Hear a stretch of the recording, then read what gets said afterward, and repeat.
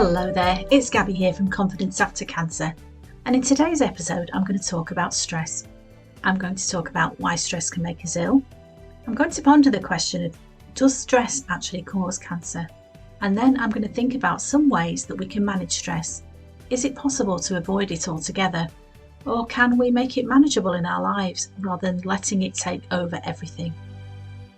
It seems to many people that stress is everywhere. It seems for a lot of people that stress is just part of life. We've almost become to expect that there's not a lot that you can do about it. It's just the way that modern life is. But is that true? I'd like to think about why we get stress and what that does to our bodies and the systems within our bodies. And to be honest, this is something I didn't really appreciate until after I had my cancer treatment and I became on a mission to not get ill again. And I thought about the way that I was living and my lifestyle, and I realised for many, many years I'd been stressed constantly for various reasons, but maybe you can relate to that. It wasn't until I spoke to a doctor who explained to me, and this was new news to me, that the stress is your body's natural way of dealing with a situation, and all your wonderful body is trying to do is to keep you safe. Okay, so if we go back thousands of years ago and think about where we've evolved from, when we were cave people living in caves and there was danger outside of those caves. So our body's instinctive job was to keep us safe. So in those situations where there was danger, your body's natural response is either fight or flight or freeze. You may have heard of this expression. And basically what it means is when you're in a very stressful situation where you need to do something quickly, for instance, run away from a wild animal, you don't think about it. Your body just instinctively goes into fight, flight, or freeze mode. And that is just to keep you safe. So your brain kicks in and says, okay, what's going on here? We haven't got time to think about what's going on. We're just going to respond instinctively. And that's great, a great response if there's a wild animal chasing you. You don't need to think about things. You don't need to mull it all over and consider all your options. You just need all of your energy and all of your blood supply going to your arms and legs so you can run away as fast as you can out of that situation. Or possibly you may choose to stay and fight. But whatever, the brain is very, very clever. It's directing the energy and the blood flow and all of your energy to where it needs to go to keep you safe. What it doesn't do in that situation is all the natural things that we do without even thinking about it, like breathing. Our bodies are amazing. And I've learned this through my nutritional healing training that I've done. Our bodies are just wonderful. If you think about when you cut your finger, your body's really, really clever. It sends all the right blood cells to the site. It starts to produce scar tissue and it starts to heal itself. Your body is programmed to heal itself, but sometimes we just get in the way of that. If you think about the billions of cells that we've got within our bodies, they are constantly dying, renewing, regenerating themselves. And it is said that every 7 years, you get a complete new body. So the you that is sat there now listening to this podcast or wherever you are is not the same you that was there 7 years ago. Your cells have completely renewed themselves, obviously some faster than others. But how does this relate to stress? As I've said, normally, without even thinking about it, just as we are now, and we are breathing, our brain is doing a great job of running our immune systems, our digestive systems, our reproductive systems, so many things that are going on in our body, our hormonal systems. Our bodies are doing a great job of regulating everything that we need to keep us healthy and safe.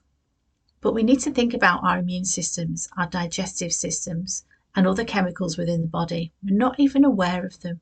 But when we're in stress, the body, again, just trying to keep us safe, says, no, we haven't got time for all that. We're just going to focus on getting you away from this danger. We're going to focus on getting you to run as fast as you can. And that's really clever because you don't need to think creatively. You don't need to be thinking about lots of other things at that time.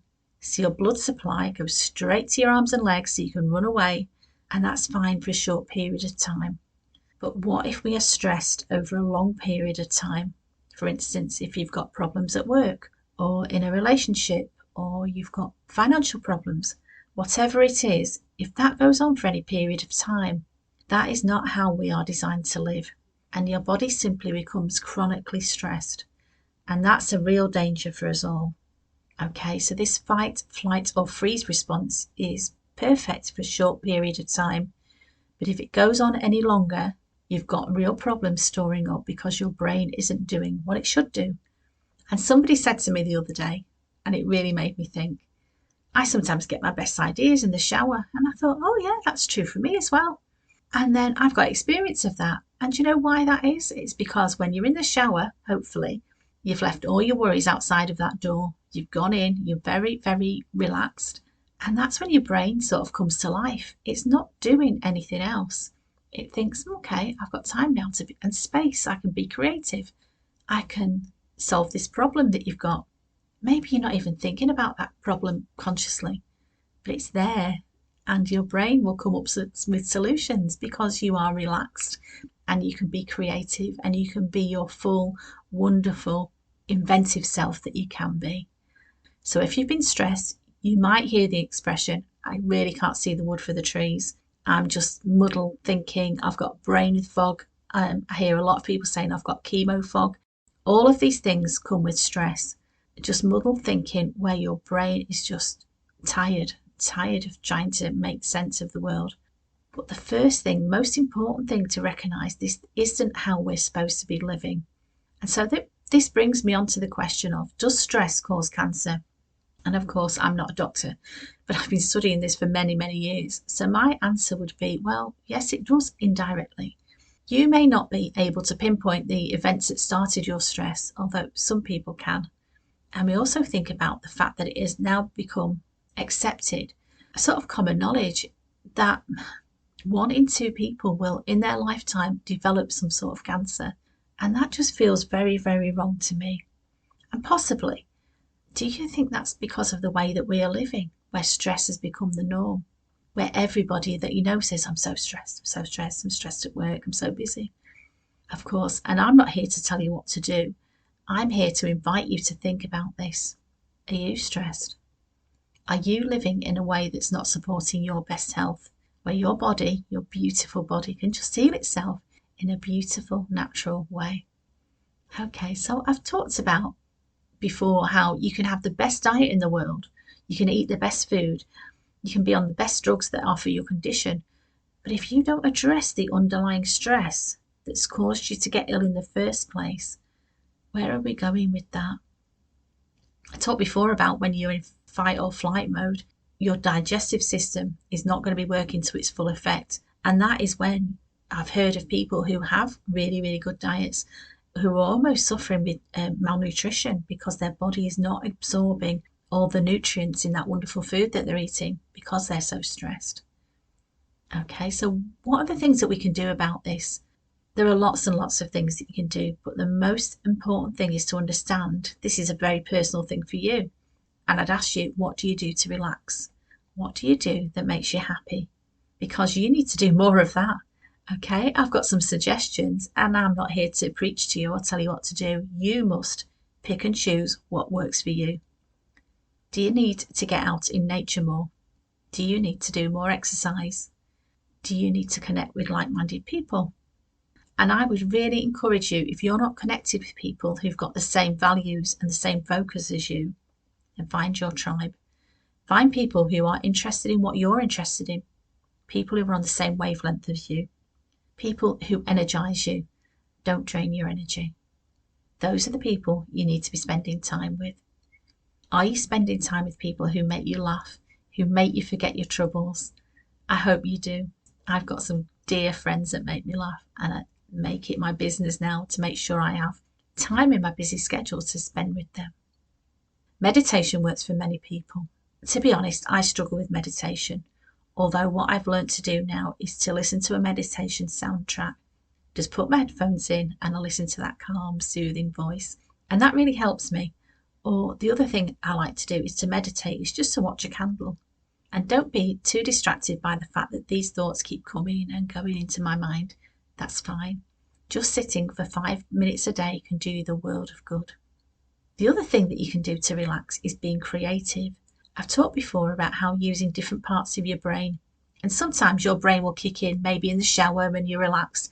So if you can enjoy being creative, it may be writing music, it might be dancing, it might be writing poetry, it might be listening or appreciating all of the things that other people have created. Spend some time doing that. The other big thing that I would counsel you to do is to curate your inputs. And what do I mean by that? If you're thinking very carefully about the things that you're watching and listening to and thinking about every day.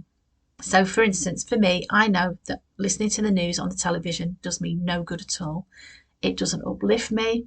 It makes me fearful if I watch it for too long. And so I choose to have minimal impact with watching the news on the TV. But everyone is different again. And I would say curate your input also about social media.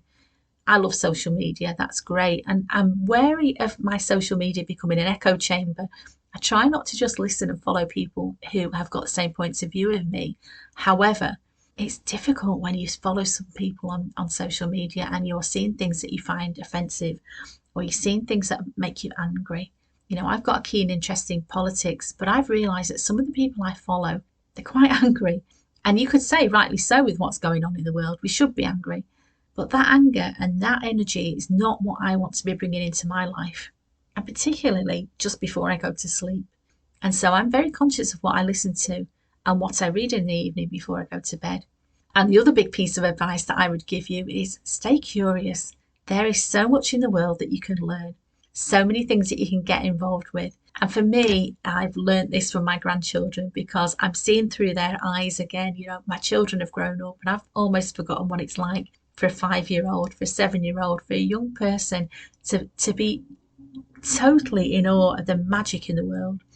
And so for me, I love that. The secret to enjoying life is staying curious and to carry on learning. And I am currently learning emotional freedom technique, which you may have heard of, EFT or tapping. It's a wonderful technique used for relaxation, and there's lots of it on YouTube. You can just follow somebody along. And once I'm more experienced with it, I'll share some experiences about that.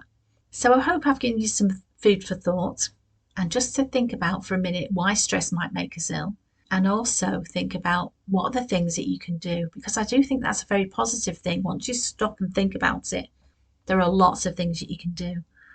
I'm off now to sort some of these things out. I'm going to go and read a nice book. If you need any help with anything, I would love to hear from you. Thank you so much for listening to my podcast. It really means a lot. Take care, my love, and I hope we speak very soon. Stay safe, stay sane, take care. Goodbye.